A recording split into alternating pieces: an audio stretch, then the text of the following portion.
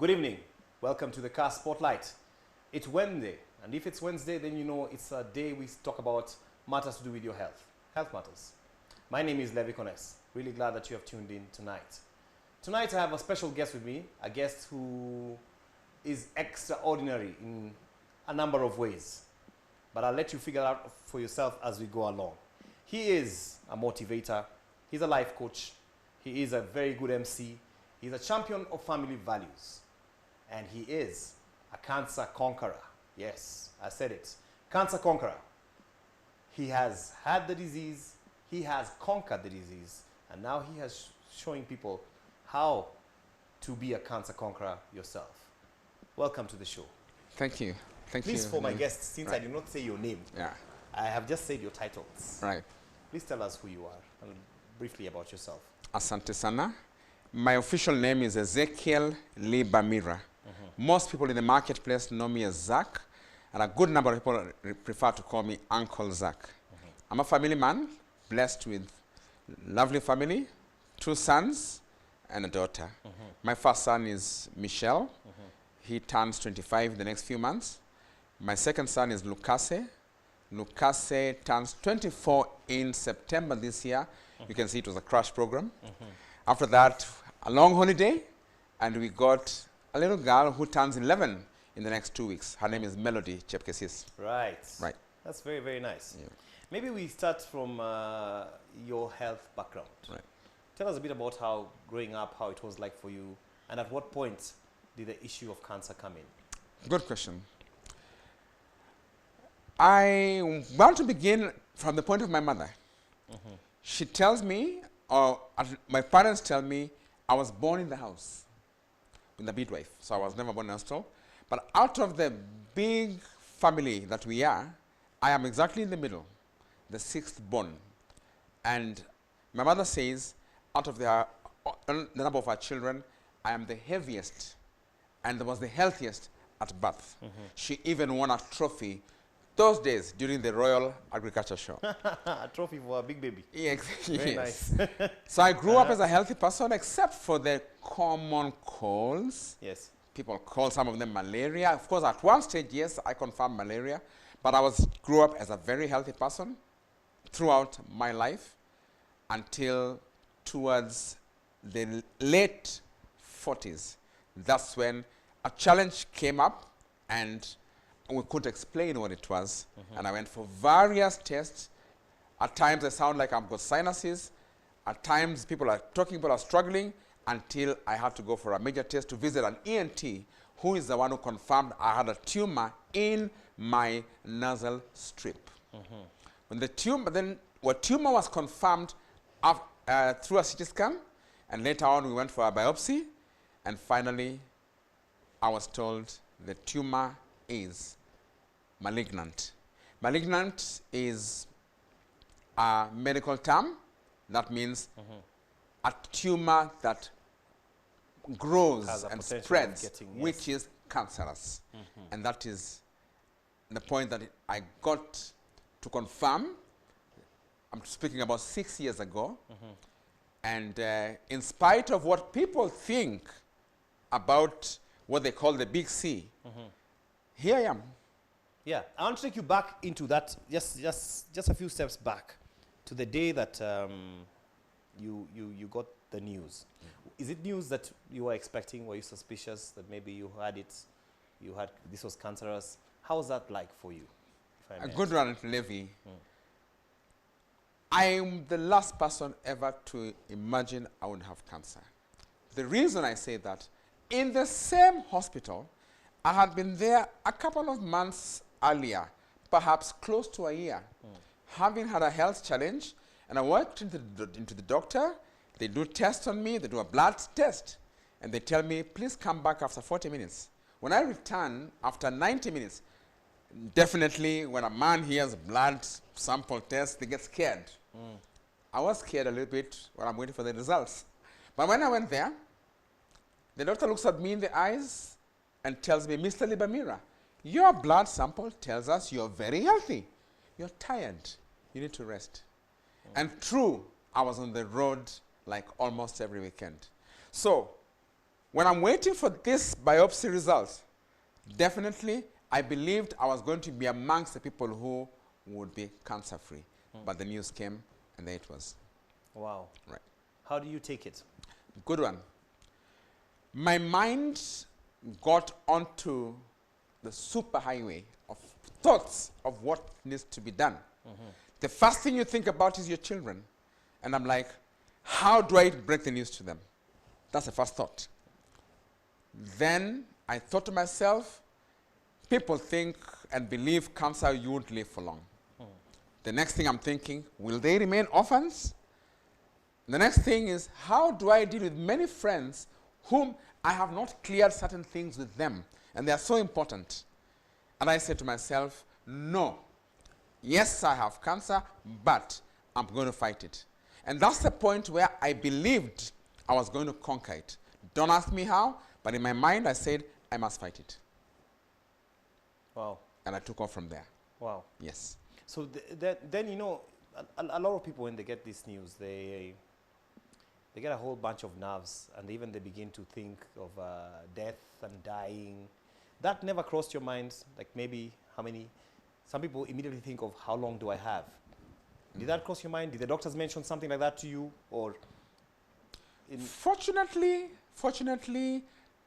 the thought would whisper at some stage, but not strong, because the drive, the path that I took of fighting it to the path of recovery was stronger than any negative thought to imagine that I would not make it. And that, I think, helped me from the word go. And that's when I realized, Levi, that most people succumb because the day they are told you have cancer, they go immediately into denial. No, I can't have cancer. But for me, I accepted it. And I said, now, take the process of dealing with it. Yes. So now, take us through the journey. Now you have cancer. You have decided you're going to fight it. Right. Was the journey what you expected in the fight? Or did you get a whole different fight? Wow. Not at all what I expected. Let me say this. The first thing is to deal with friends, relatives, and colleagues. They hear you have cancer. They don't want to listen to you. They are all in a hurry to become doctors. Don't do this, do this. Nobody is speaking with authority. People are telling you, don't go for this treatment. That is the conventional treatment. Don't go for this. I get a call from Eldoret. Oh, there's a herbalist here. He treats cancer. You don't pay him. After you're through, you've recovered, you only pay him about a G, and so on. But nobody is taking time to listen to you. What are you going through? So what I did is that I thought, having decided that I will fight for my family and to keep and sort out any other unfinished business with friends, I said, I will take you through. Now, I never understood what really, even though I had read, is the process of radiotherapy.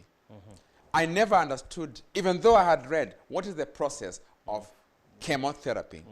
Now here I am, the doctors recommended chemotherapy, radiotherapy. I speak to friends. They got into denial on my behalf. And they say, no, Zach, we must go for a second opinion. And that exhibits denial on their part. Yes. They take me for a second opinion. The doctor gives worse results and tells me, this thing is serious. You've come too late. And I'm like, I'm very cautious, I'm very calm. And he tells me, chemotherapy and radiotherapy alone is not enough to deal with this tumor. It's too big. And he tells me, we must do what they call a debug. We must slice it a bit, then we go for chemo and radio. I'm listening. I don't want to imagine I'll go through the surgery. Because earlier on, I had believed, like many others, cancer, the moment you touch it, you have kind of triggered it to now multiply. Already I was aware that cancer cells multiply in billions. So this one, I was like, it will multiply even further. So in my mind, that's the only part I didn't want to imagine I'd go through. By God's grace, we sought a third opinion of doctors who said no surgery. And there I said, wow, I'm going to go through this. And I began going through that treatment. But before that, I had known about natural therapy. natural therapy. These are natural products from China which have been known to deal with very serious health challenges, Right. cancer included. And I began immediately going for that treatment to start the process, even as I'm waiting for the conventional process in the hospital. Yes. In terms of time, from the moment you have been told you have cancer to the point where you are now starting conventional treatment, how much time had gone? 1.5 months. When you were seeing other doctors, seeking other opinions? Not exactly. What happened is that friends got together with a speed, and they said, we must do a fundraising for you. And they began the process of a fundraising, which took approximately a month from the time I had been diagnosed with cancer to the fundraising moment. And then, in the meantime, I had already begun the natural therapy.